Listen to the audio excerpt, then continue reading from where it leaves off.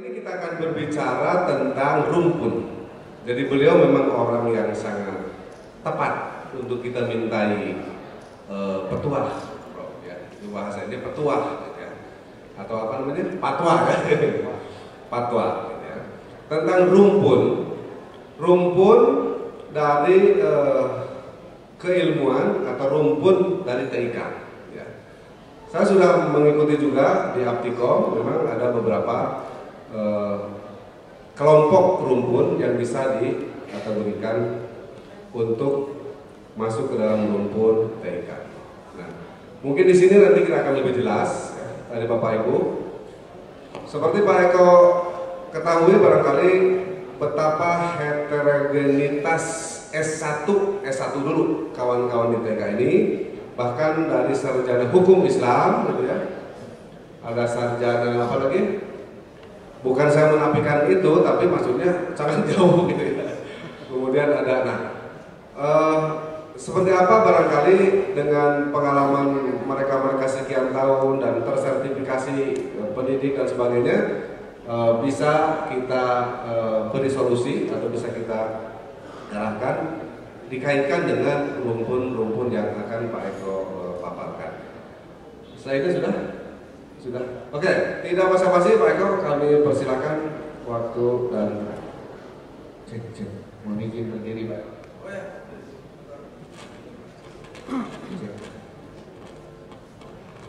Cek.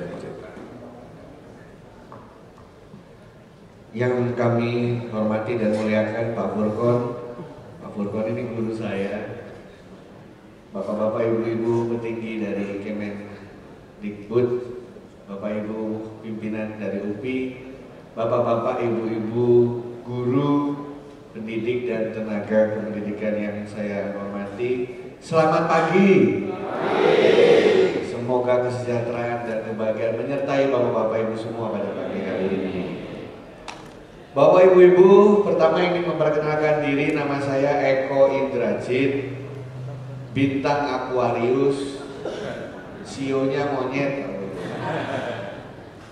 Kenapa? Karena katanya menurut Badan Pusat Statistik di Indonesia yang namanya Eko ada 9,23 juta orang. Saya yakin di dalam ruangan ini ada yang namanya Eko lain. Nama nomor 4 paling banyak di Pulau Jawa. Nomor 1, 2, 3 masih Budi, Agus, dan Bambang. Budi itu selalu nomor 1 Pak Burkon, karena curang dia, kerjasama dengan Puskurbuk.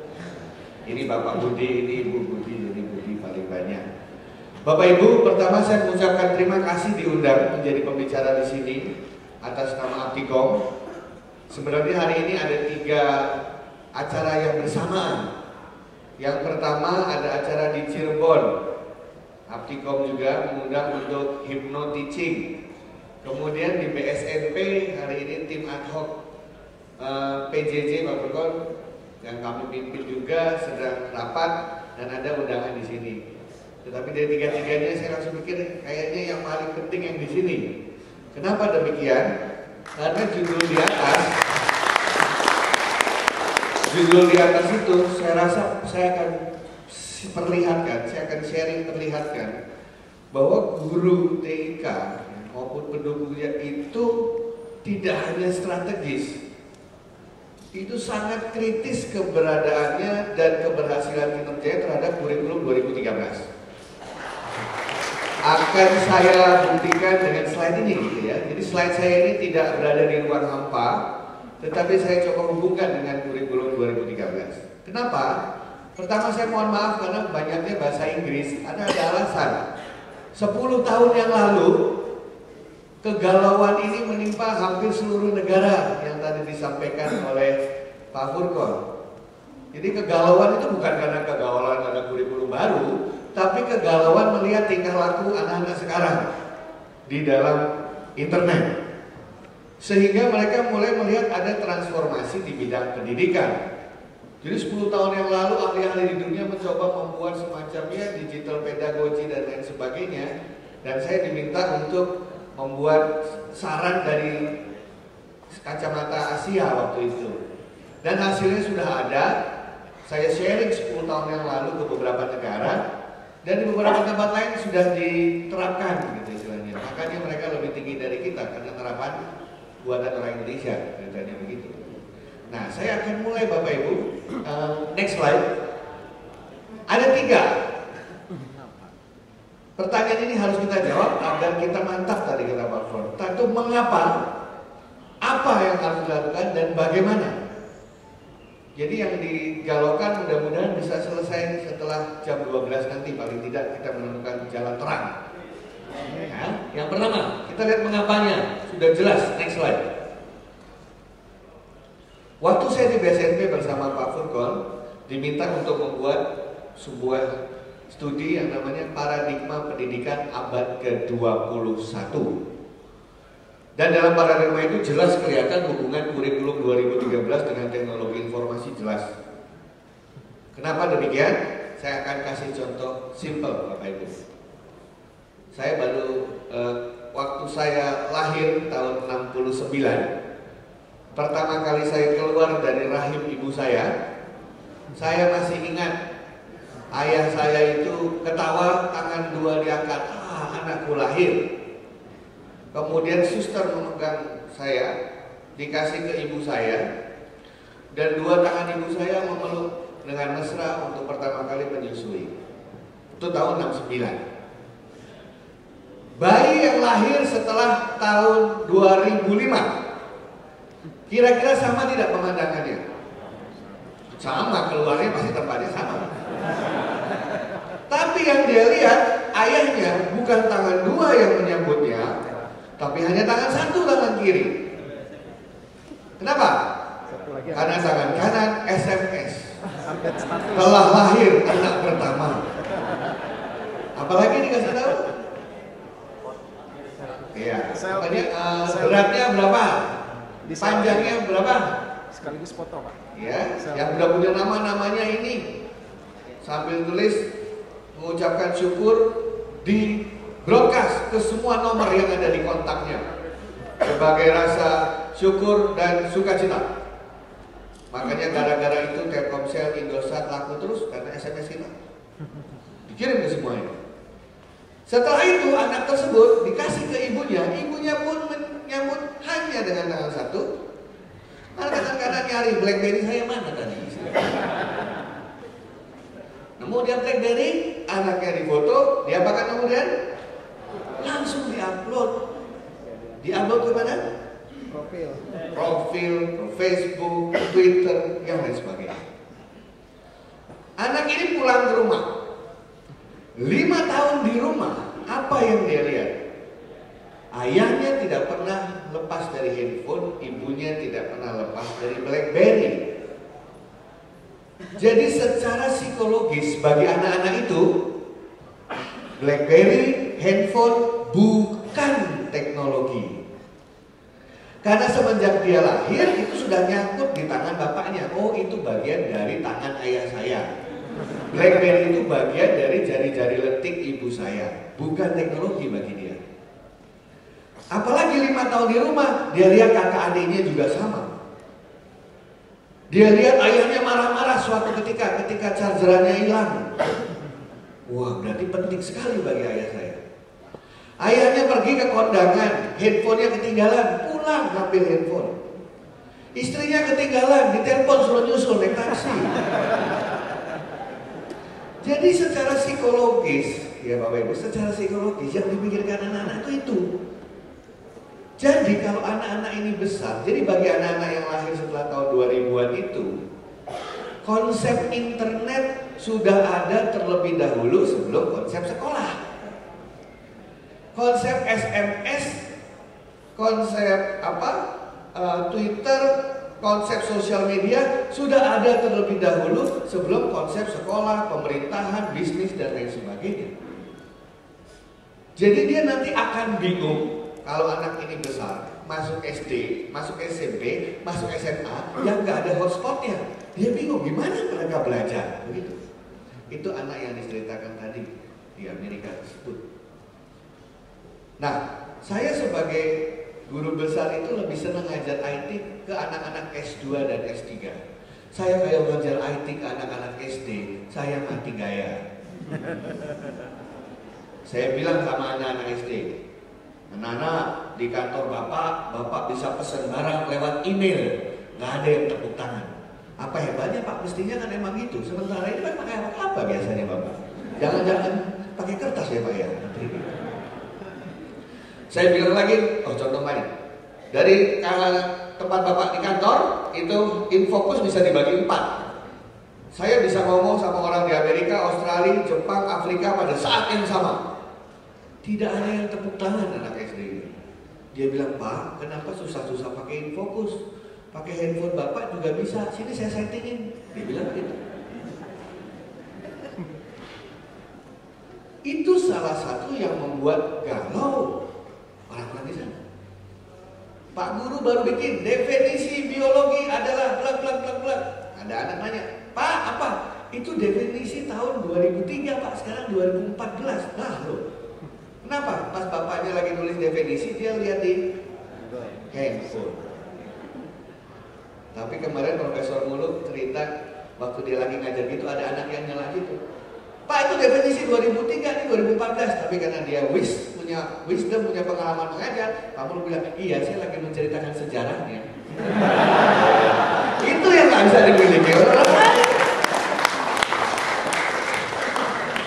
Saya kalau ngajar Pak kadang-kadang masuk nih, saya masuk gitu kan. Ya anak-anak, ini mata pelajaran apa? Gitu ya. Sebenarnya karena saya sendiri lupa ini mata pelajaran apa. Jawab. Oh pelajaran ekonomi koperasi Pak, oke. Ya, saya tetap matanya lihat ke depan, saya nggak ada papan tulis. Coba, menurut Anda ekonomi itu apa? Pasti pada diem kelasnya biasanya ya. Nah, gampang, gini aja.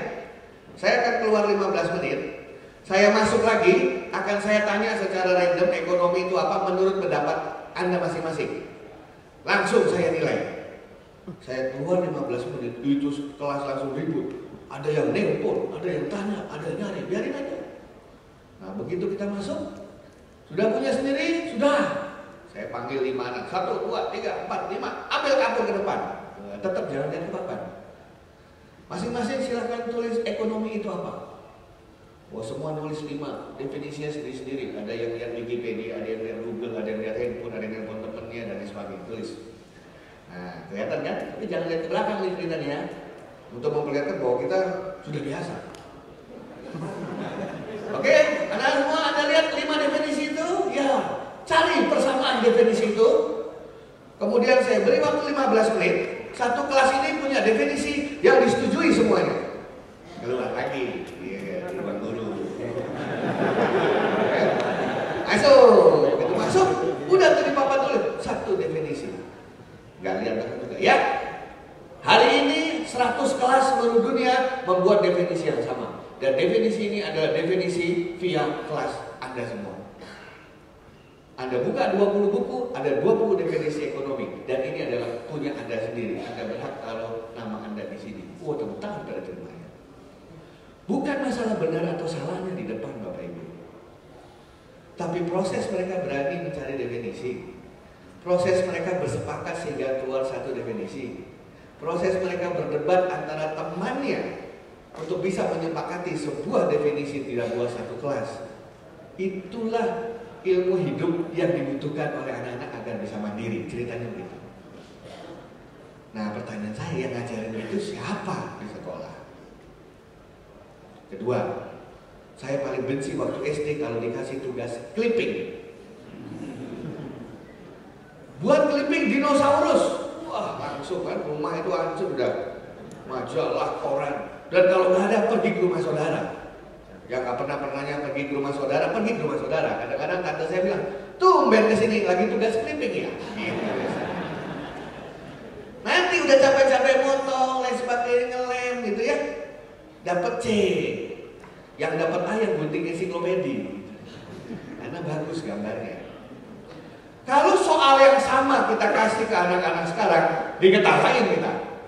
Bikin clipping dinosaurus gitu ya. Anak-anak kelas 6 SD ketawa, hahaha. Oke Pak, apa yang dia lakukan? Browsing, buka Google Image, tulis dinosaurus, keluar 2,6 juta dinosaurus. Dari situ copy paste, taruh di PowerPoint, foto disubur, kalau nggak snappy, bagus semua Pak. Masa kita kasih A semua? Tidak ada proses berpikir di situ ya. Browsing aja. Loh, tapi kalau gitu soalnya bagaimana? Sama Pak, cuma soalnya jangan kumpulin dinosaurus. Tapi bilang ke mereka, coba Anda lihat dinosaurus, kemudian coba sesuai dengan pendapat Anda, sesuai dengan pengamatan Anda, klasifikasikan dinosaurus. Wah, ini saya eksperimen Pak, ke anak-anak SD Pak. Hasilnya lucu-lucu dan saya belajar banyak. Satu anak yang pertama maju. Sudah Pak, saya udah lihat semua dinosaurus. Oke, tipenya apa? Cuma 2, dia bilang. Yang baik sama yang jahat. Oke, baik sama jahat. Nah, anak yang kedua, oh enggak Pak, dinosaurus itu ada 3 tipenya. Ada yang di darat, ada yang di laut, ada yang di udara. Dia bilang gitu, kayak antimo. Oh gitu. Ya. Tapi anak kamu 3 mau ngerti, enggak Pak, dinosaurus ada 4 tipenya. Apa itu tipenya? Yang kakinya 4-4-nya mijat tanah, yang kaki belakangnya mijat tanah depannya enggak, yang depannya mijat tanah kaki belakang enggak, sama yang enggak pernah mijat 4-4-nya alias terbang. Bapak Ibu sekalian, bukan masalah benar tidaknya, mana yang benar bukan, tetapi untuk sampai pada kesimpulan itu, anak-anak itu melihat banyak, mengamati, gitu ya, dikatakan Pak Purwo tadi, mencoba menilai, oh ini kesamaannya ini, gitu ya. Habis itu dia kelompokkan, habis itu dia berani menyampaikan kepada teman-temannya yang lain. Nah itu yang dimaksudnya, yang dibutuhkan sekarang, karena nanti itu yang akan dia hadapi ketika lulus nanti, yang dunia persaingannya luar biasa seperti itu. Next slide. Nah, jadi oleh karena itulah maka UNESCO, United Nations melalui UNESCO mengatakan IT untuk sekolah bukan untuk menggantikan guru, bukan untuk menggantikan prosesnya, bukan, tetapi untuk to meet the unmet educational needs, untuk memenuhi kebutuhan pendidikan yang selama ini belum atau tidak mungkin terpenuhi.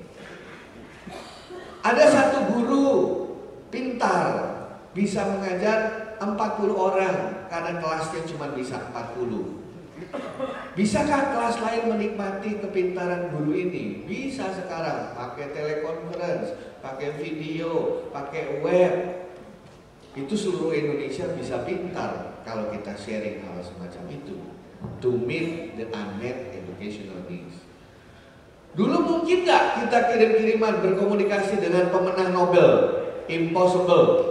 Kalau kita ngomong pemenang Nobel, bayangan kita tuh orang di sebelah sana jauh, untouchable, gak bisa diapa-apain. Sekarang dengan keberanian Anda, silahkan kirim email ke pemenang Nobel.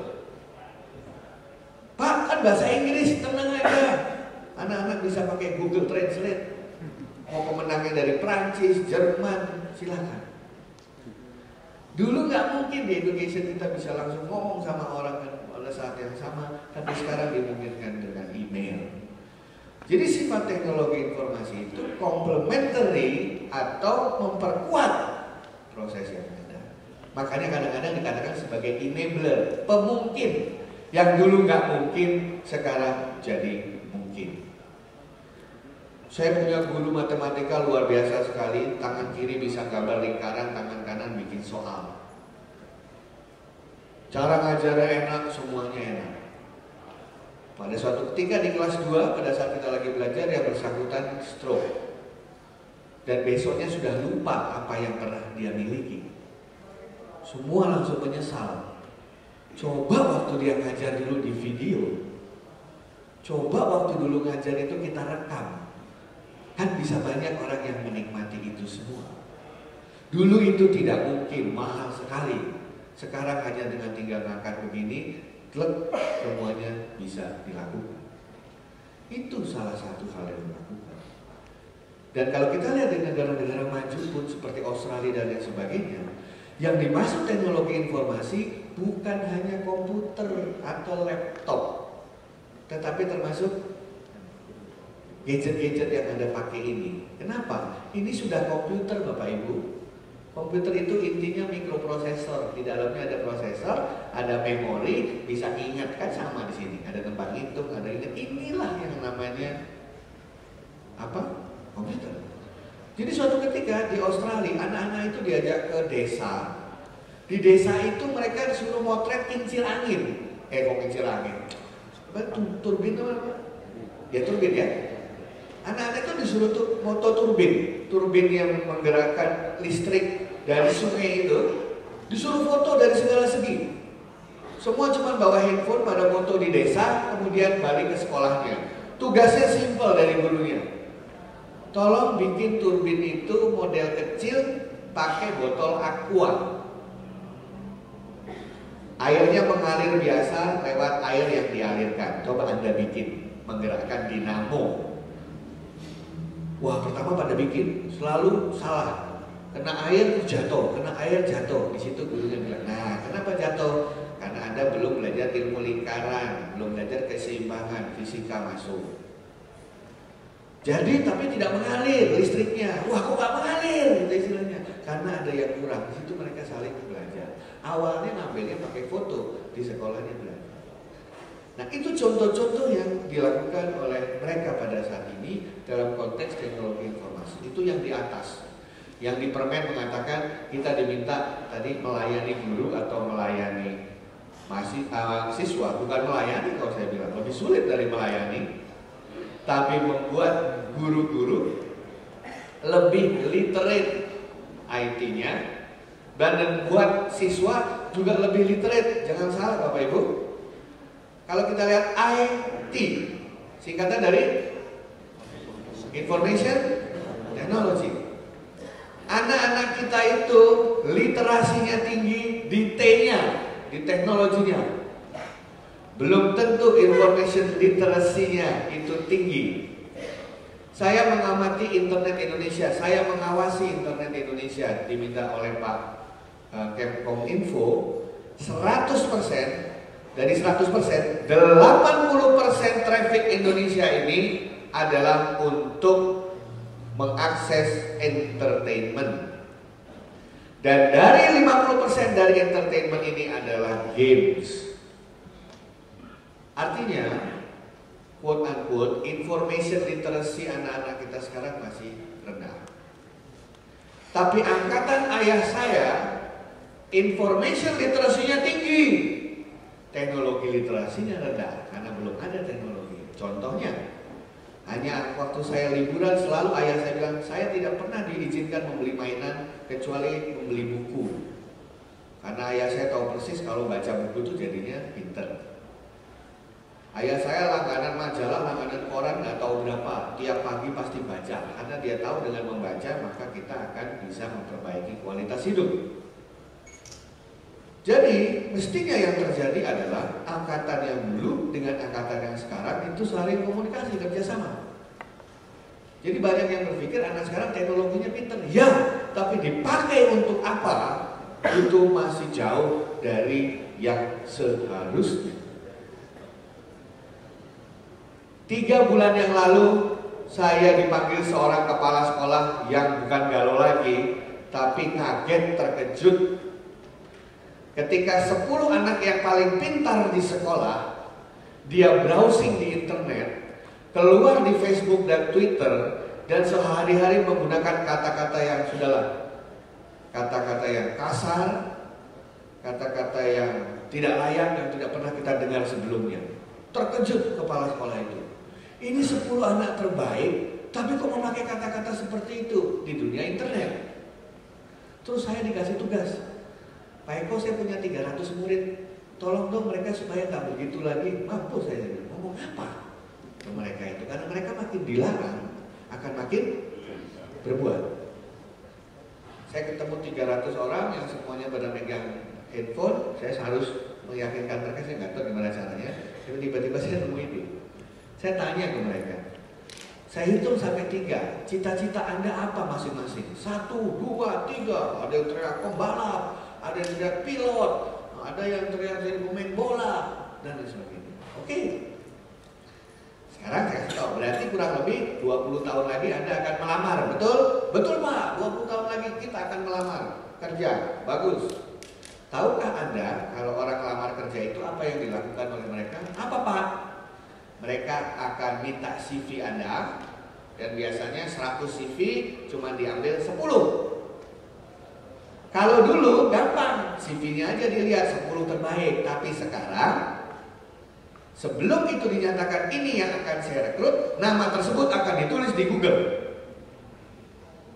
Nanti keluarnya apa akan dipelajari oleh seorang psikolog yang spesialisasi di dalam bahasa.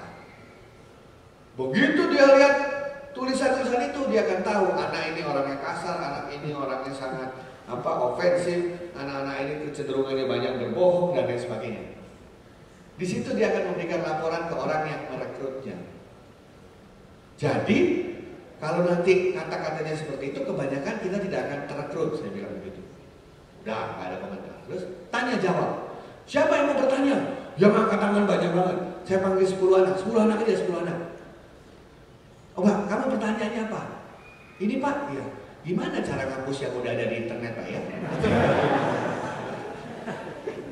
Dan 9-9-nya kita ditanya, ngomongin sama Pak, saya juga, semua begitu. Karena mereka tahu persis, yang sudah masuk ke internet gak bisa dihapus. Sulit menghapusnya, karena sudah masuk ke tempat lain, dan itu dikopi kemana-mana tanpa bisa kita kontrol. Itulah media sosial. Langsung panik anak-anak itu. Waduh Pak, kalau saya buka nama saya paling atas ya itu Pak. Langsung ketakutan. Udah tenang, saya bilang tenang.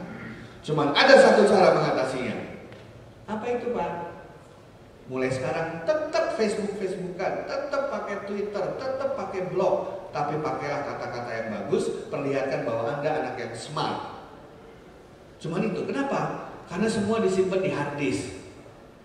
Google itu dari yang paling baru sampai paling lama. Jadi kalau yang baru kamu tulis, yang lama jadi kependem, saya bilang gitu.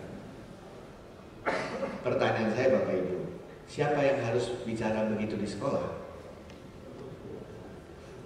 Guru yang mana? Orang tua pikir sudah dikasih tahu di sekolah. Sekolah pikir sudah dikasih tahu di orang tua. Makanya saya yakin guru TIK dan KKPI itu pasti masuk surga, itu pasti. Contoh kedua nih ya, pasti masuk surga ini. Yang kedua nih, memastikan semua infrastruktur jalan, memastikan yang belum tentu melaksanakan ya, mungkin yang melaksanakan orang lain, tapi memastikan infrastruktur jalan, anak-anak bisa belajar pakai TIK, laboratorium bisa jalan pakai TIK, memastikan itu saja, itu tugas kita. Dan tenang saja, hukum TIK secara internasional sama. Kalau TIK-nya di jalan, di organisasi Anda, tidak akan ada yang uji. Semua bilang, ya normal tuh harusnya jalan gitu kan. Tapi kalau internetnya mati satu hari, satu sekolah mengingatkan kita. Artinya, orang TIK itu harus sabar. Orang yang sabar disayang Tuhan. Disayang Tuhan masuk surga. Nah ini hal-hal kecil di lapangan yang ditemukan sehari dan menjadi concern terbesar dari orang tua. Dan kepala sekolah pun tidak tahu ini siapa yang harus menerangkan itu. Itulah yang dikatakan kenapa TIK masuk ke semua ranah gitu ya istilahnya. Karena TIK filosofinya tidak hanya masalah literasi teknologinya, tetapi hal-hal semacam tadi. Bayangkan Bapak Ibu, anak-anak sekarang itu, dulu kalau nggak salah menurut penelitian dari satu dosen di Bandung juga, anak-anak sekarang sangat dipengaruhi oleh media. Seorang anak SD mendengar satu istilah di media, kemudian dia tanya ibunya. Saya kasih contoh yang paling simpel Bapak Ibu. Anak saya masa nanya tiba-tiba, Mama, memperkosa itu apa? Dia bilang begitu. Dia dengar dari TV. Dia cuma lewat, dia nggak nonton TV, lewat. Ada sinetron ngomong seperti itu. Ibunya bingung gitu istilahnya, jawabnya apa? Kalau ibu-ibu zaman dulu jawabnya simpel. Hus, jangan, elok, gitu kan? Jangan tanya lagi. Oh, ya udah. Dulu anak-anak nggak apa-apa, nggak ada komputer, Tapi zaman kita lain ibu-ibunya apa? Oh, itu artinya menyakiti. Kan begitu ya? Anak-anak juga nggak ngecek, orang belum ada handphone. Tapi anak sekarang kalau ditanya, dijawab oleh ibunya, itu menyakiti, itu perbuatan tidak baik. Anak-anak akan menerimanya secara tentatif. Itu definisi ibunya. Kemudian dia cek internet. Loh, kok lain definisinya? Langsung dalam tanda petik dia gugat orang tuanya. Bunda bohong, mama bohong, ibu bohong, katanya memperkosa, menyakiti. Ternyata definisinya ini, ada gambarnya, ada videonya. Gimana? Hancur generasi ini, Bapak. Saya sendiri bingung juga gimana jawabnya. Kalau bapak-bapak mah dari zaman dulu sampai sekarang sama jawabannya. Pak, memperkosa itu apa? Gus, tanya mama sana. Itu sama kalau dari dulu sampai sekarang. Di outsource ke ibunya. Nah kalau gitu jawabannya apa? Makanya pornografi itu begitu semarak lewat internet. Karena itu tadi, bukan masalah benar atau salah, bermoral atau tidak, tapi pada saat itu dia nggak percaya lagi sama ibunya, dia nggak percaya lagi sama bundanya, karena udah dibilang bohong, pendidikan keluarga menjadi tidak efektif. Nah sekarang kalau kita guru ditanya gitu, jawaban kita apa? Apa yang harus kita lakukan? Masa kita setrap suruh keliling lapangan? Mungkin katanya harus bertanya, berani bertanya. Dan saya sungguh terkejut ketika jawaban dari psikolog, bagaimana caranya supaya anak-anak saya terhindar dari pornografi internet, jawabannya sungguh mencengangkan. Kayak apa? Kayak surveinya Cak Lontong, mencengangkan. Kenapa demikian? Saya bilang, Bapak Ibu zaman sekarang tidak bisa lagi filter, tidak bisa lagi di blok, nggak bisa ini lewat, ini nggak bisa lewat, akan bisa masuk dari mana saja.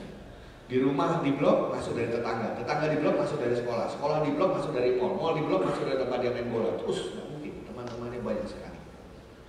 Kalau begitu bagaimana caranya supaya anak-anak saya tidak kena pornografi? Terus dia bilang, gampang Pak, tanamkan yang namanya self censorship, dia mensensor sendiri. Itu teorinya, jalaninya gimana? Kaget Bapak Ibu, dia bilang, sebagai orang tua dan sebagai guru, sex education sedini mungkin. Seberapa dini? Saya dulu dapat 1 SMP dari sekolah. Semenjak lahir, dari usia 0 dengan bahasa yang disesuaikan. Langsung saya berpikir, anak saya udah 5 tahun, 7 tahun, udah telat.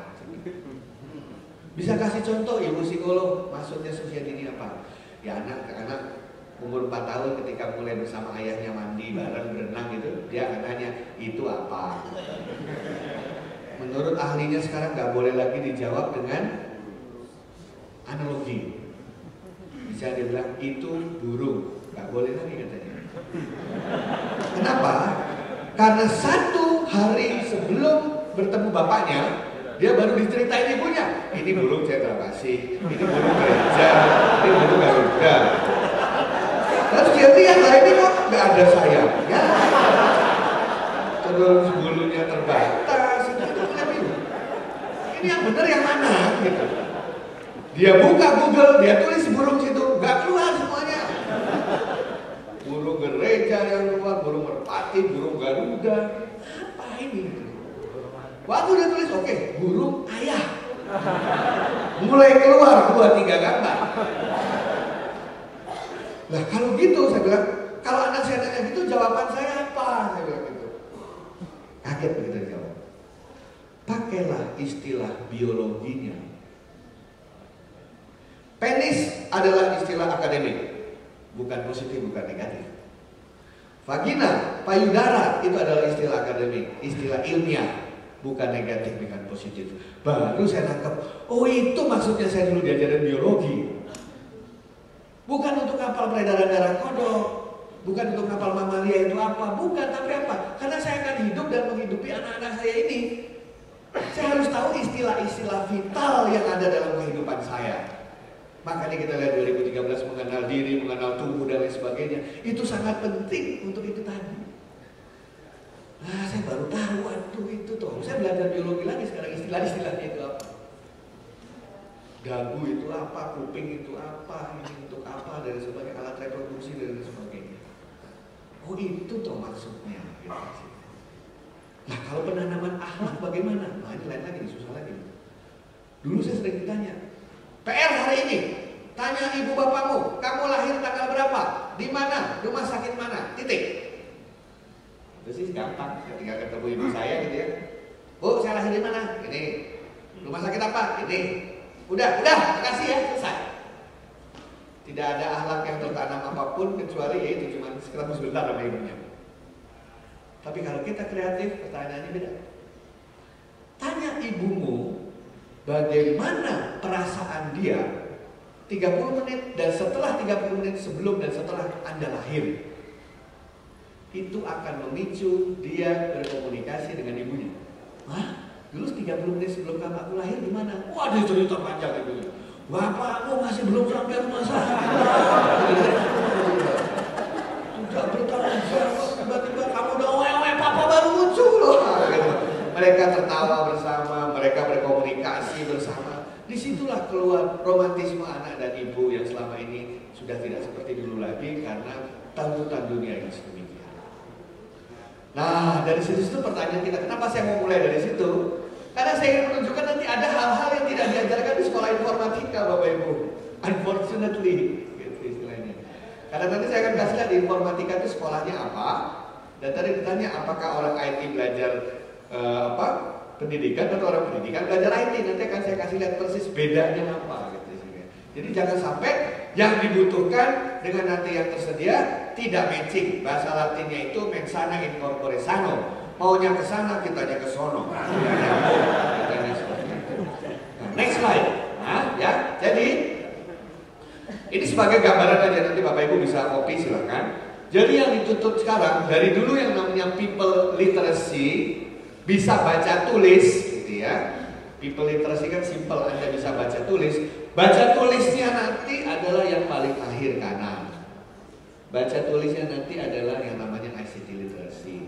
Pembeli iPad paling banyak bukan anak-anak muda. Pembeli iPad paling banyak adalah nenek, kakek, eyang, opa, oma. Apakah dia pakai? Enggak. Loh, buat apa beli iPad? Supaya cucunya main ke rumah. Karena dengan adanya iPad tidak harus menunggu sebulan sekali cucu baru datang. Tiap hari pulang sekolah bisa datang. Nah, jadi yang kita kejar yang namanya ICT literacy. Apa itu? Seorang teacher harus punya ICT literacy. Dia tahu IT itu bisa untuk apa dalam proses belajar mengajar dan bagaimana caranya yang paling simple. Guru ada yang sangat sepuh, ada yang sangat muda. Kalau yang sangat muda gampang. Kalau yang sepuh di sekolah selalu saya usulkan bikinlah help desk. Kenapa pakai IT Pak? Gini Pak, saya masih ingat dulu belajar gerhana bulan. Itu saya paling salut sama guru saya waktu ngajarin gerhana bulan. Karena pertama dia ngambil kapur putih untuk menggambar bulan. Kedua dia mengambil kapur kuning untuk menggambar matahari. Ketiga dia mengambil kapur biru untuk menggambar bumi. Dia ambil mistar ditarik. Ya, begitu mau menjelaskan, teng teng teng, habis belnya waktunya. Nah, habis itu gambar bagus tersebut dihapus, betul ya? Itu yang kita alami dulu. Pertanyaannya kalau gitu kapan diskusinya? Kapan siswanya nanya? Gak sempet. Atau gambarnya sendiri setengah jam, 15 menit tanyanya. Nah sekarang gampang. Udah ada YouTube, itu gerhana matahari beneran. Tuh lihat gambarnya, video. Pak, internet di sekolah lemot. Jangan khawatir, itu artinya Anda masih berada di Indonesia. Artinya apa? Artinya jangan mengajar secara online. Kalau besok mau ngajarnya malam ini, download dulu. Malah kadang-kadang ada sekolah yang bagus, dijaga satpam 24 jam supaya tidak dirusak sekolahnya. Satpamnya bingung tiap malam ngapain, paling main kartu keliling. Kalau satpam diajari cara download, wah enak sekali guru-guru. Saya besok mau mengajar mengenai otak manusia, downloadin YouTube ya, siap. Kalau satpam kamu bilang gak bisa, siap, pasti gitu. Besoknya gurunya datang sudah jadi offline-nya dalam bentuk flash disk, tinggal disetel, begitu. Siapa yang bisa memastikan satpam bisa browsing? Siapa yang bisa memastikan pas browsing malam-malam internetnya jalan? Siapa yang bisa memastikan kata Telkom dikasih 1 mega, apakah benar Anda dapat 1 mega? Ya kan? Gak ada istilahnya.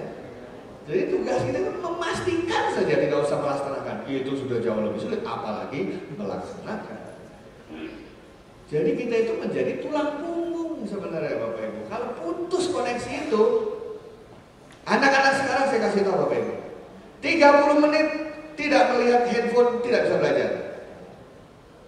Jangan, Bapak Ibu bisa mengamati di kelas sekarang. Frekuensi mereka minta izin ke toilet lebih sering dari dulu.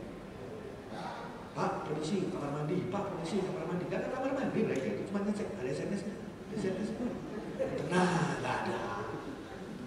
Nah, itu DNA anak-anak zaman sekarang. Next slide terus. Jadi Bapak Ibu, di dalam sebuah sekolah ada 4 tipe generasi.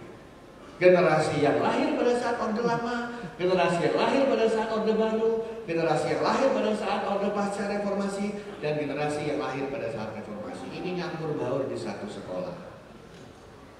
Bukan untuk saling konflik, tapi untuk saling membantu tadi. Dan sekarang tidak lebih dari itu. Next slide. Sekarang ini generasinya Bapak Ibu, generasi Z katanya. Generasi alay. Generasi yang kalau ngomong diakhiri dengan gitu loh. Generasi itu ya, generasi anak sekarang Pak. Bebas, kreatif, mandiri, transparan, online. Itu hidupnya setiap hari. Ngomong apa adanya. Ngomong dulu, kalau salah minta maaf belakangan. Kalau dulu guru datang semua diam, sekarang guru datang masih berani putih. Itu generasi itu sekarang. Pertanyaannya, generasi ini bertanggung jawab apa tidak? Tanda-tanda petik. Dalam melakukan kemandiriannya, dalam melakukan kreativitasnya, dalam melakukan online-nya, apakah dia lakukan secara bertanggung jawab? Itu pertanyaan sangat besar. Mengingat tadi yang saya sampaikan, concern dari kepala sekolah. Next slide.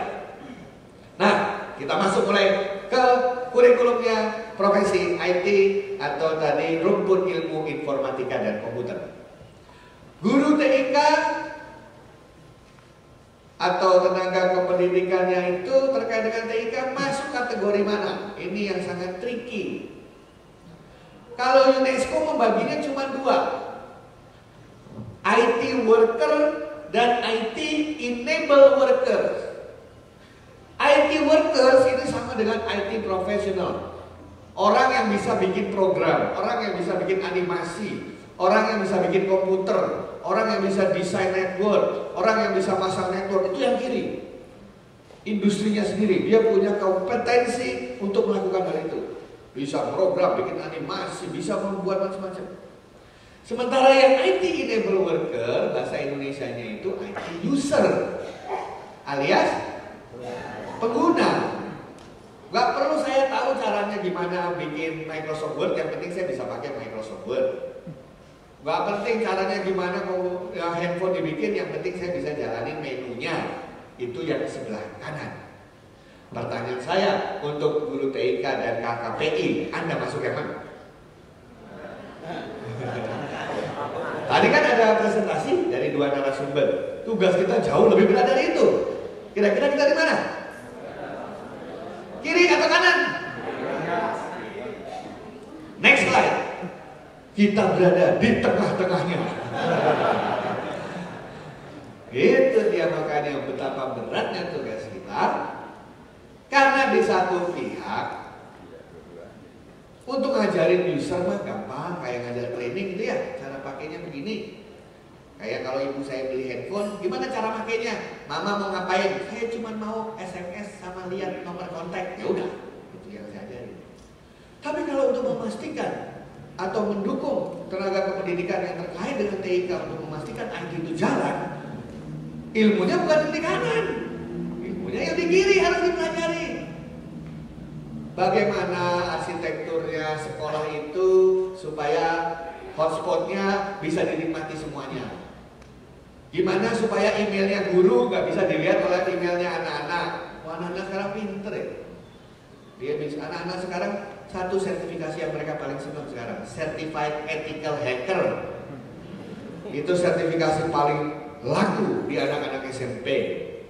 Semua pengen jadi hacker. Ethical hacker itu saya nggak ngerti maksudnya. Itu malaikat yang jahat atau setan yang baik, saya nggak tahu. Ternyata ethical hacker itu sebelum hacker kulonun dulu. Gitu. Permisi Bu, saya mau masuk ke rumah Ibu. Terserah Ibu mau apa enggak, pokoknya saya masuk. Nah itu dulu. Bagaimana supaya sistem nilai yang disimpan di internet itu, kalau harddisknya rusak, tidak input ulang semuanya. Berapa sekolah yang sudah kena virus nilainya hilang semuanya. Bagaimana cara backupnya? Bagaimana cara menyambungnya dengan sistem yang ada di Dikbud supaya kita tidak 2 kali input dan lain sebagainya. Memastikan itu saja, ilmunya lain lagi. Next slide. Nah, di sini kan kelihatan guru TIK bertanggung jawab terhadap ABC. AB itu adalah IT enable worker, C itu adalah IT worker, Bapak Ibu. Jadi kita punya tugas kedua-duanya. Tidak hanya yang 2 merah, tapi yang biru juga. Jadi nanti akan kita lihat kurikulumnya harusnya seperti apa di S1-nya, terutama terkait ilmu informatika dan komputer. Next slide. Nah, kalau lihat pasal 7, ada warna merah, ada warna hijau. Yang warna merah saya kasih tanda adalah butir-butir permen yang terkait dengan governance. Yang merah itu manajemen. Bedanya apa? Kalau yang hijau, yang merah artinya Anda memastikan bahwa itu terjadi. Orang lain yang kerjakan silakan, tapi saya akan memonitor, mengawasi, memastikan. Tapi kalau yang hijau, Anda yang melakukannya. Itu bedanya ya. Kalau melakukan artinya kan kita yang melakukannya. Tapi kalau yang merah, orang lain yang melakukannya, kita yang mengawasi atau kita yang memastikan. Ini juga untuk memperlihatkan bahwa Bapak Ibu nanti juga harus belajar ilmu governance dan ilmu manajemen yang baik. Jadi sebelum slide ya. Jadi nanti kurikulumnya mempelajari. Jadi kalau ditanya learning outcomes atau capaian pembelajaran yang harus dicapai, memenuhi ICT worker, memenuhi ICT enable worker, next, tahu governance, tahu manajemen. Jadi nanti kurikulumnya multidisiplin pasti, campur sari. Artinya kalau yang dulu latar belakangnya bukan TIK, ada hubungan dengan ini malah lebih mudah. Ada yang latar belakangnya manajemen, ada yang belajar akuntansi misalnya ya, wah ini udah lewat, malah bisa dibahas. Next slide. Nah, sekarang kita masuk pasal 2 yang membuat galau tadi. Guru TIK wajib memiliki kualifikasi akademik S1 atau diploma 4 dalam bidang atau memiliki sertifikat. Nah, masuklah kita ke 2 ranah itu karena ijazah dan ranah sertifikat. Next slide. Nah, di Indonesia itu Bapak Ibu, rumpun ilmu informatika dan komputer menjadi satu rumpun sendiri. Makanya yang paling besar tuh bentuknya fakultas. Di UI ada fakultas ilmu komputer. Di ITB ada sekolah khusus elektronik dan informatika, ya. Jadi suatu rumpun sendiri. Rumpun itu artinya di dalamnya ada bidang-bidang. Bidang-bidangnya seperti apa? Next slide. Nah, Indonesia menganut sistem yang sama di seluruh dunia. Kenapa? Tadi kan kita pengen jadi nomor 7, pengen jadi nomor 5, kalau perlu kita nomor 4 atau nomor 3. Sehingga kita harus tahu bagaimana mereka menggunakan atau membuat kurikulumnya. Mereka ini yang mereka pakai. Ini dasarnya, matriks dasarnya ya. Jadi nanti Bapak Ibu bisa melihat mana yang politeknik, mana yang akademik, mana yang S1, mana yang S2, mana yang D3 seperti ini. Semakin ke kiri, itu nanti di kampus tuh isinya semakin teoritis. Semakin ke kanan, semakin aplikatif. semakin ke bawah semakin teknis, semakin ke atas semakin konseptual. Saya ulangi Bapak Ibu ya. Kiri teori, kanan aplikasi. Bawah teknis, atas konsep. Di dalam ilmu informatika ada 5 domain bidang ilmu yang Bapak Ibu bisa ambil. Semuanya S1-nya ada. Pertama, next slide. Nah, pertama, Bapak lihat yang CE. CE itu mainnya di bawah. Apa itu di bawah? Kalau kita baca gimana CE itu? Ya, coba next slide ya, satu-satu. Nah, jadi dia belajar teori sampai aplikatif, tapi di level teknis. Jadi kalau lulus ini, itu bahasa Inggrisnya computer engineering, di bahasa Indonesianya teknik komputer atau sistem komputer, atau bahasa-bahasa lain perangkat keras, komputerisasi digital atau apapun. Nanti Bapak Ibu dapatnya ini. Jadi ini nanti bisanya apa? Oh, bisa desain network, bisa masang network, bikin network, mau lihat performance dari network, bisa buat gadget dan lain sebagainya. Itu kalau ngambil CE, Computer Engineering. Dan hampir semua jurusan Computer Engineering di swasta tewas. Sisanya yang bagus adalah di negeri karena laboratoriumnya khusus, mahal, dan biasanya harus punya jurusan elektro supaya kuat. Jadi ini pilihan pertama Bapak Ibu, ngambil Computer Engineering. Ya. Kedua, ini yang namanya Computer Science atau ilmu komputer atau teknik informatika. Kalau ini lain Bapak Ibu, bacanya gimana ini? Belajar dari konsep, konsep sampai teknis, tapi hanya pada tataran teori. Yang bisa lewat ini biasanya orang matematik. Jadi ini yang di bawah MIPA biasanya. Di UGM ini di bawah MIPA. Jadi Anda belajar nih dari teori sampai konsepnya, tapi hanya belajar dari technical sampai konsep, tetapi hanya di tataran teori. Ini yang namanya computer science, di Indonesia namanya ilmu komputer atau teknik informatika atau informatika saja. Ini pilihan kedua Bapak Ibu. Kalau pakai begini nanti jadinya perancang biasanya. Perancang software untuk sekolah, perancang software ini ahlinya ahli algoritma. Dan sekali lagi yang kuat ini adalah yang MIPA-nya kuat. Ya. Ketiga, pilihan ketiga. Nah, ini yang paling banyak di Indonesia sekarang. Dulu namanya manajemen informatika. Sekarang manajemen informatika masuk ke jalur diploma 4. Ini sekarang namanya sistem informasi. Ini bacanya bagaimana Bapak Ibu? Dia belajar teori sampai aplikatif, tapi pada tataran konsep. Di sini kalau Anda ingin jago yang tadi, governance and management, itu namanya SI. Dan SI ini campur requirement-nya dari sosial maupun dari teknik. Itu sistem informasi. Yang keempat, nah ini jurusan baru, program studi baru, namanya IT, teknologi informasi. Nah ini ranahnya di kanan. Apa itu di kanan? Iya, dari konsep sampai teknis, tapi untuk diaplikasikan. Kayaknya ini yang paling cocok untuk Bapak Ibu sekalian. Sayangnya ini adalah program studi baru yang banyak belum dikembangkan oleh teman-teman yang lain. Yang ada sekarang adalah judulnya teknik informatika, tapi yang diajarkan teknologi informasi. Karena itu dulu dia jadi satu terus pecah. Itu ranah yang keempat. Dan ranah yang terakhir yang paling lama studinya adalah software engineering. Software engineering ada semua di tengah-tengah. Ini khusus untuk membuat software yang berkualitas sehingga bisa dijual ke seluruh dunia. Jadi ada 5 program studi S1 rumpun ilmu komputer yang bisa Bapak Ibu coba tekuni.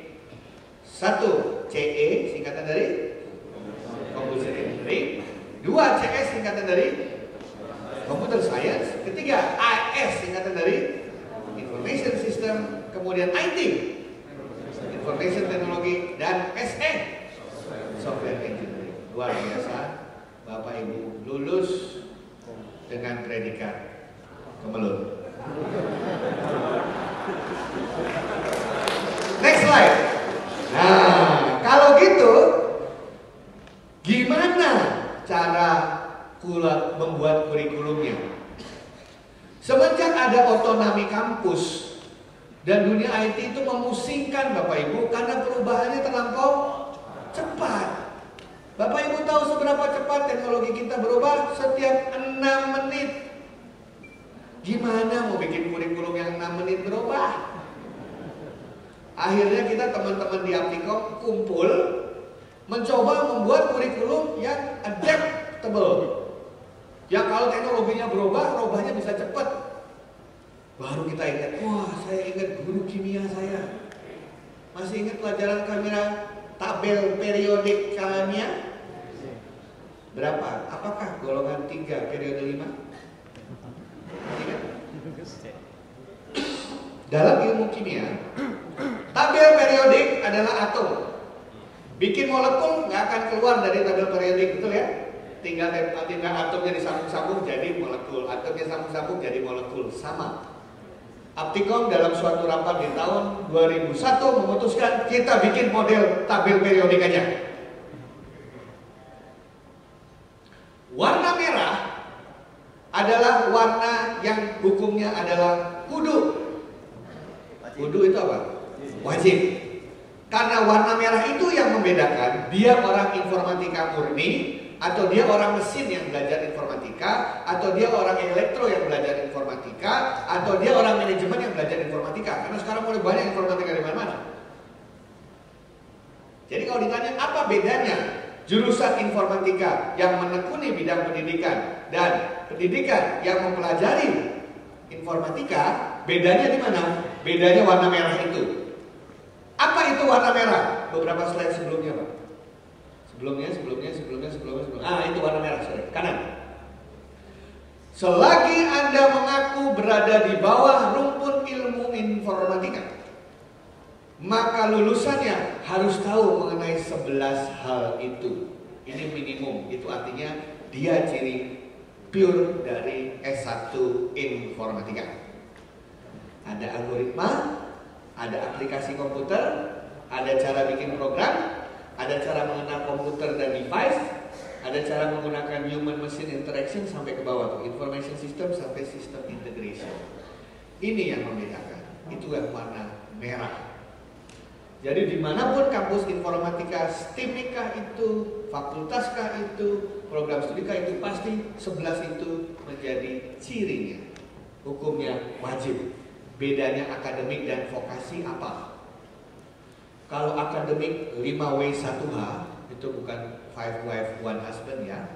5W itu artinya what, why, where, when gitu ya. Kalau orang akademik kan biasanya 5W dulu, how-nya belakangan gitu ya. Nah kalau vokasi, how-nya di depan, disupport oleh belakangnya 5W. Istri yang paling benar berapa jumlahnya? 3. Karena kalau 1 namanya iswan. Istri. Dan saya bilang istri yang benar. Ini kan istri. Kalau 1 is. Nah, kalau 4 iswa. 2 istu. Itu untuk ngecek lagi antuk atau tidak. Nah, ceritanya begitu. Itu warna merah. Balik lagi ke kurikulum tadi. Next. Nah, jadi merah itu Bapak Ibu, kemanapun Anda pergi pasti merah dapat. Nah, baru masuk yang biru. Di warna biru inilah Bapak Ibu memilih. Kalau Kalau ditanya milih yang seperti apa, yang paling Anda sukai dan kuasai, selalu saya bilang gitu Pak. Mana yang Anda sukai, mana yang Anda kuasai, tekunilah itu. Mau ambil CE boleh, ambil CS boleh, ambil Sistem Informasi boleh, TI boleh, RPL juga boleh, semua boleh. Merah tambah biru Bapak Ibu cuma 40%. Kalau Bapak Ibu ke Kemendikbud, datanglah ke kantor Ibu Ilah. Di depan kantor Ibu Ilah, Direktur Belmawa itu ada gambar ini dipajang besar. 40% yang di atas. Yang hijau apa isinya? Terserah masing-masing kampus mau diarahkan kemana lulusannya. Jadi artinya kalau kita ingin membuat suatu program studi yang sudah ada, yang ingin spesialisasi untuk guru-guru TIK maupun KPI, jalannya ada di yang hijau itu.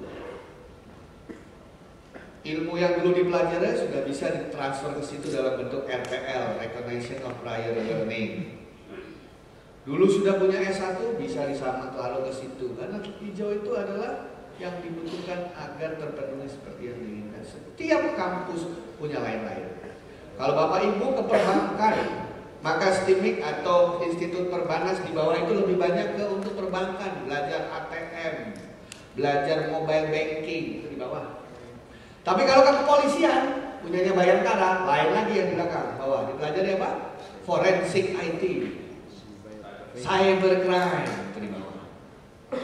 Tapi nanti kita pergi lagi ke yang punyanya veteran, kelautan misalnya. Di bawah adalah belajar komunikasi, maritim, GIS.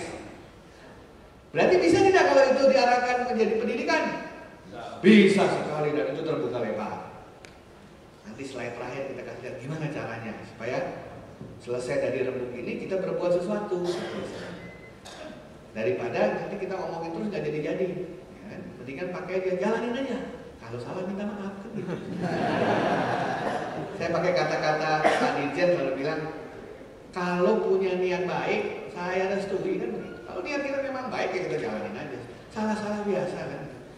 Kan katanya banyak yang ngeluh, bagaimana kurikulum 2013 susah dan sebagainya. Kan ada orang motivator bilangnya begini, teman-teman yang super. Kan?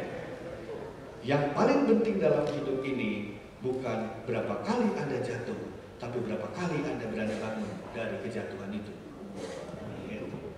Oh, kamu tuh bilang itu. Bawa terpangan biasanya orang itu. Jadi bukan berapa kali kita gagal merapin ini, bukan. Tapi berapa kali kita berani melakukan sesuatu dengan sesuatu yang kita percayai. Maksudnya seperti itu. Makanya tadi Pak Bro bilang kita harus mantap dulu. Tahu dulu, kalau jatuh mah biasa. Justru kalau berhasil, bingung kok berhasil ya. Sama Bapak Ibu, orang IT sering mengerjakan proyek IT kan, pasti tolak proyeknya telat, pasti bayarnya telat, pasti selesainya telat. Gitu. Kalau malah semuanya persis, kan aneh ya bisa pas. Gitu. Nah itu sama persis dalam kehidupan. Nah jadi ini kuncinya, kita bermain di hijau. Jadi Bapak Ibu nanti kalau pulang ke daerahnya masing-masing, hubungilah STIMIK terdekat. Hubungilah kampus IT terdekat. Pak, kan sudah punya program studi SI. Tertarik tidak bikin bidang peminatan untuk teknologi pendidikan? Join kita rancang kurikulumnya sama-sama. Dia jawabnya sama. Emang ada yang mau muridnya? Saya bilang di belakang saya ada 100 orang. Oke, kita bikin. Gitu. Jadi terbuka, tidak tertutup. Gitu Bapak Ibu ya. Next slide. Nah ini kan sudah diceritakan, gak usah, next slide. Nah, jadi contohnya, apa tugas saya di sekolah yang paling simpel? Seluruh dunia sama, Malaysia sama, Singapura sama, Jepang sama, nomor 1 ini. Pastikan saya, guru-guru maupun murid-murid, semuanya bisa menggunakan komputer atau gadget atau mobile device. Pak itu nggak usah diajarin, sejak beli langsung bisa. Bagus, kata Pak Tino Sidin. Yang penting sudah bisa. Karena masih tanya, Pak, ini cara dapetin wifi gimana ya? Wifi. Pak, ini ada wifi, saya klik kok ada kuncinya. Artinya apa? Ini yang paling kacau. Pak, ini password saya 4522. Saya coba kok nggak bisa ya? Saya tahu password 4522. Password itu 3 bulan sekali harus diganti. Makin panjang password, makin bagus. Password paling bagus adalah kerakyatan yang dipimpin oleh hikmat dan bijaksana dalam musyawaratan perwakilan, itu aman. Tapi pertanyaannya, semua orang Indonesia tahu sila keempat, nanti ketahuan. Oh gampang, mau lebih aman lagi, huruf A-nya diganti angka 4. Kayak mobil yang bagus nomornya. Huruf A ganti angka 4, kemudian huruf I ganti tanda seru, S ganti tanda dolar. Kerakyatan yang dipimpin enter salah satu nggak masuk. Nah, sampai membuat password pun Bapak Ibu jangan salah, kita harus ngajarin. Sabar. Saya ngajarin ayah saya memakai komputer 3 tahun. Dan 3 tahun itu saya jadi helpdesk. Apalagi ayah saya hobinya bangun pagi, 4:30 dia udah pagi, saya dibangunin 4:30. Ini gimana cara memasukin gambar ya? Ini gimana caranya nyalain gitu ya? Kok kemarin papa nyolokin ke stop kita keluar asapnya, kenapa ya? Harus berani, ya sabar. Kayaknya kemarin udah dikasih tahu gitu. Nah itulah yang dibutuhkan. Jadi nanti yang menjadi punya akhlak mulia tuh gurunya dulu nih. Sabar. Kemarin nanya itu, sekarang ditanyain lagi. Kan udah dibilangin bu, insert clip art. Apalagi yang pakai operating system Windows. Anda punya tempat training pakai Windows, lihat aja nanti habis anak-anak training berubah semua wallpapernya. Terus gurunya loh, kemarin nggak gini, sekarang gimana? Datang lagi dipanggil. Lama-lama kita guru TK atau office boy.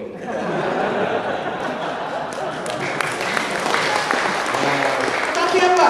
Memang itulah. Kalau kita punya passion dengan bidang kita punya kecintaan pada ilmu kita gitu ya. Ajarilah orang lain seperti kita ngajarin calon pacar dulu. Kita senang, saya senang ngantri panjang asal pas pacaran dulu kan. Senang jalanin macet pada saat pacaran. Nah, udah kawin sekarang sebetulnya macet sih kurang sama. Mereka bagi kita itu sangat dulu. Kadang-kadang pekerjaan itu tidak valuable untuk kita, tetapi untuk dia sesuatu banget gitu loh. Ibu saya apalagi, ini kemarin huruf mama besar, kenapa jadi kecil lagi? Wah itu dibangun setengah 12 malam. Di SMS gak dijawab, besoknya dapat peringatan. Guru TK 24 jam harus siap. Siap. Kalau cinta sama ilmunya gak ada masalah. Ini pertama, harus memastikan itu. Yang kedua, ini yang hubungannya sama kurikulum 2013. Next slide. Nah, ini dia. Nomor 1, ini masuk di Permen 68 masuk nih. Anda harus memastikan bahwa guru-guru kita, bahwa siswa kita bisa mulai gathering, storing, organizing, selecting, accessing, synthesizing, transferring, distributing data dan informasi. Yang dalam bentuk data, informasi, knowledge itu tadi harus bisa.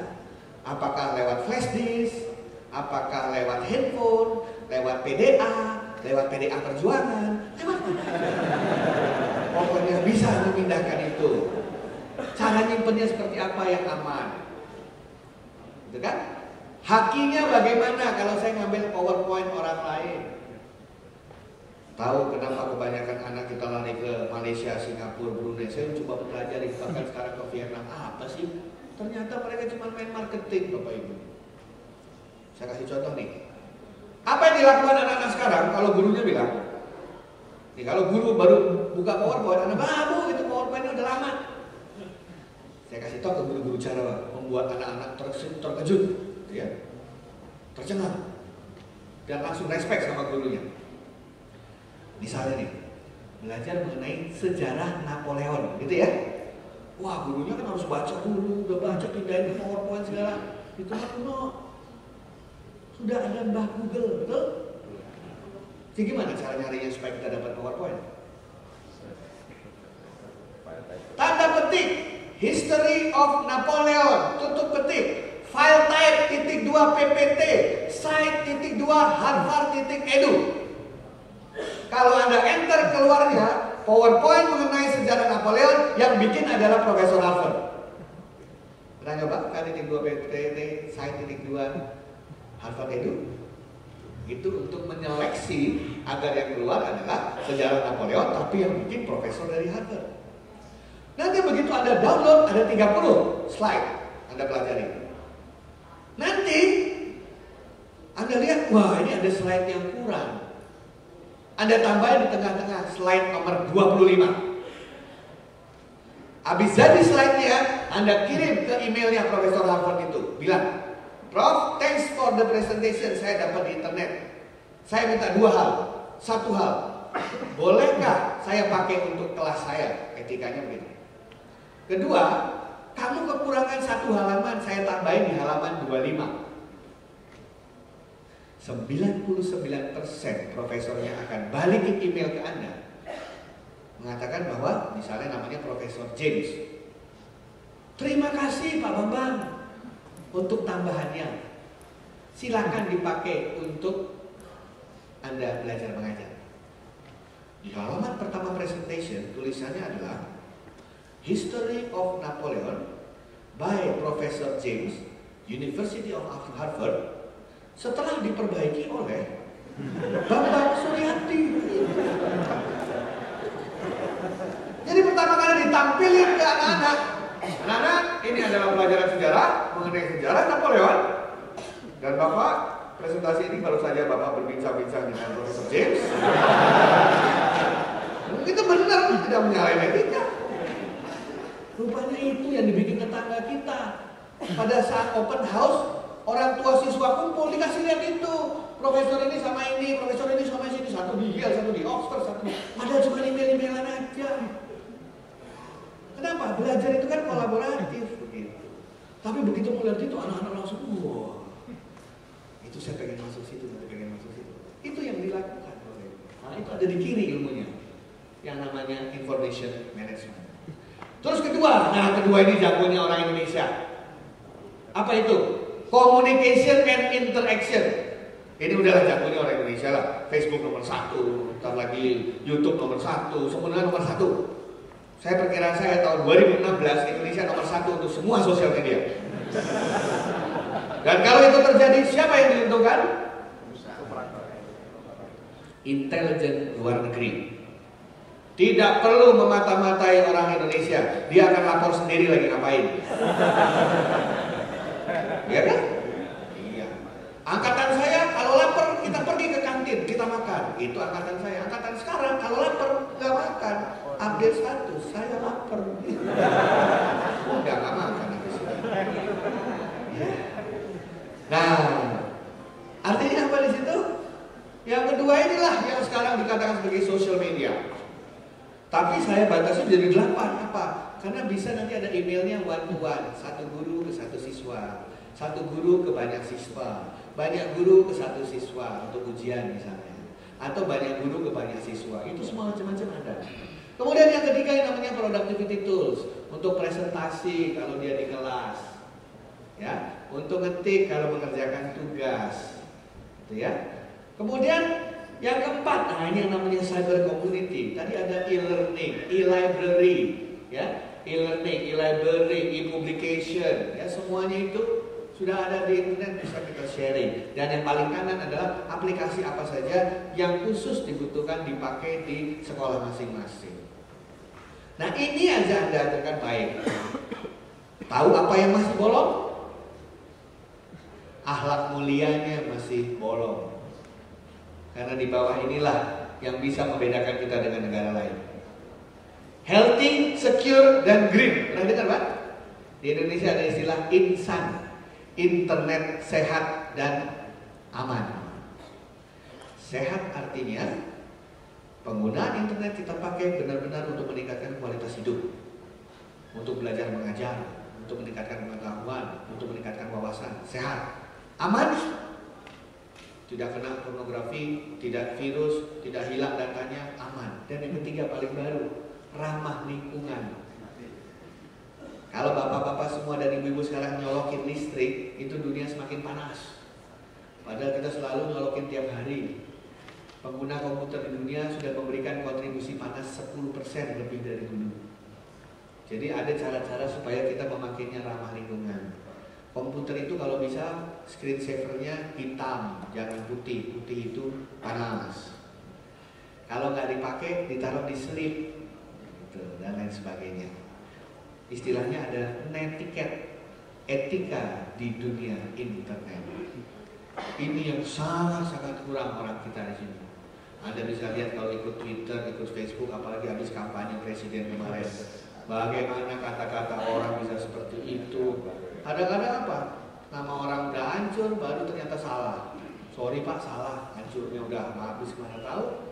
Salahnya hanya 1 hari gitu ceritanya. Nah, anak-anak kita nih harus tahu masalah netiquette itu tadi. Supaya benar-benar internet kan teknologi kata Gus Dur netral. Dia tidak positif dan tidak negatif, yang bisa membuatnya positif adalah orang yang menggunakannya. 3 slide lagi, next slide. Next slide. Nah, kalau sudah berarti kalau kita ingin meneruskan S1 berdasarkan Permen 68, learning outcomes yang dibutuhkan apa? 5 ini menurut saya. Paling atas saya rasa UPI mestinya jago gitu ya. Yang namanya perkawinan antara classical and digital pedagogy. Ilmu pendidikan tapi untuk era digital yang dikombinasikan dengan model klasikal. Seperti apa? Gak ada sekolah informatika yang jago di atas, kecuali sekolah informatika yang dalam universitas ada jurusan terkait dengan pendidikannya. Kedua, harus belajar mengenai IT atau IS governance dan management. Ketiga, bisa menggunakan education technology and tools. 4, nah ini ilmu coaching and communication itu sangat penting sebagai soft skills, karena kita akan ngajari guru dan orang lain. Ilmu komunikasi yang baru, kalau ditanya komunikasi itu apa, jawabannya bukan lagi menyampaikan pesan, bukan. Komunikasi tujuannya adalah bagaimana orang lain mau melakukan seperti yang saya inginkan. Itu tujuan akhir komunikasi. Gimana supaya guru-guru bisa pakai? Ayah saya dulu pindah dari WordStar ke Microsoft Word, susahnya minta ampun. Sampai WordStar versi 12 dia punya. Caranya gampang. Tiba-tiba saya bilang, Pak, apa? Baru dapat berita dari koran, WordStar tutup. Saya bilang gitu aja. Jadi nggak ada lagi supportingnya. Jadi Papa harus belajar Microsoft Word. Dia pindah. Cuma itu tadi 3 tahun saya hidup menderita.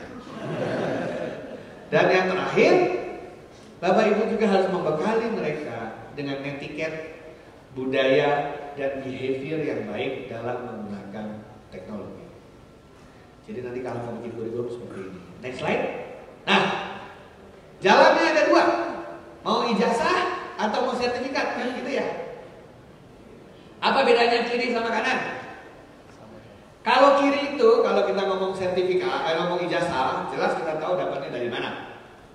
Dari Kemdikbud yang menyerahkannya ke masing-masing perguruan tinggi dengan program studi yang sudah diakreditasi dan memperoleh izin, memenuhi standar nasional pendidikan, Anda dapat ijazah.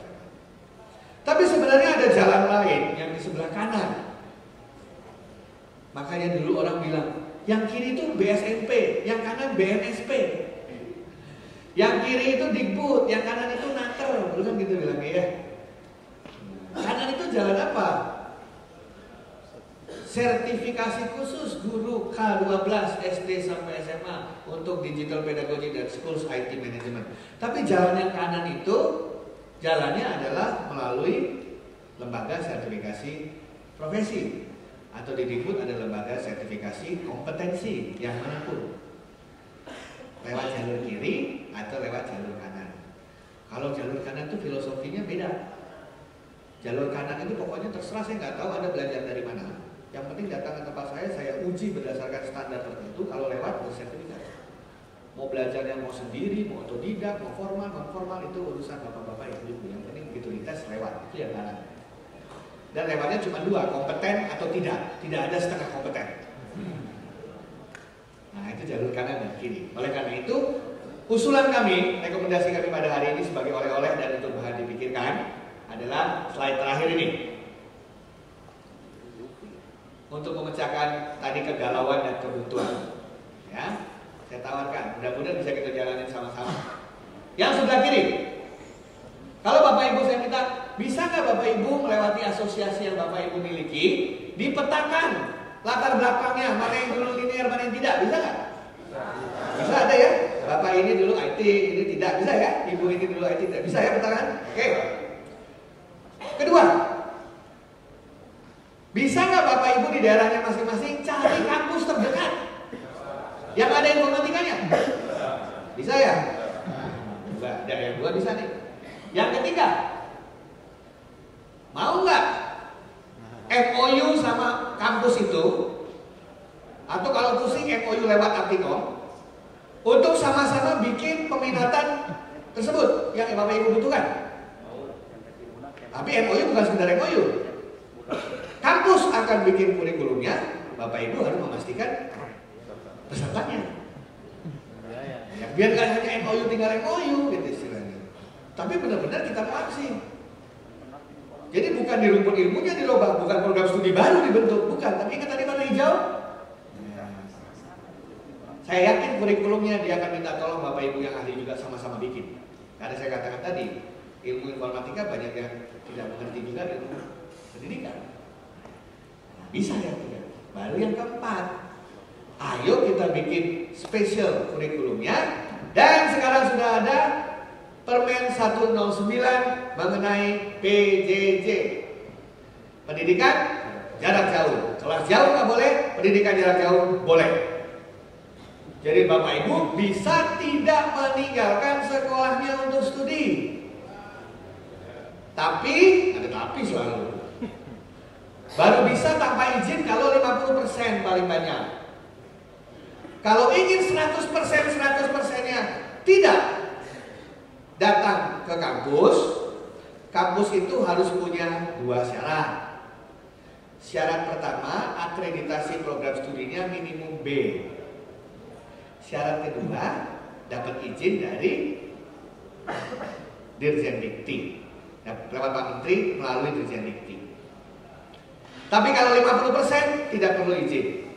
Artinya 50% datang fisik, tatap muka, 50% lewat e-learning. Masa guru TIK nggak bisa e-learning kan nggak mungkin. Nah itu jalan paling gampang. Dan tidak mulai dari nol, karena Bapak Ibu sudah punya S1 katanya misalnya. Dengan yang namanya RPL, Recognition of Prior Learning. Banyak SKS yang bisa ditransfer. Kurang lebih seperti itu. Ini jalan pertama sebelah kiri.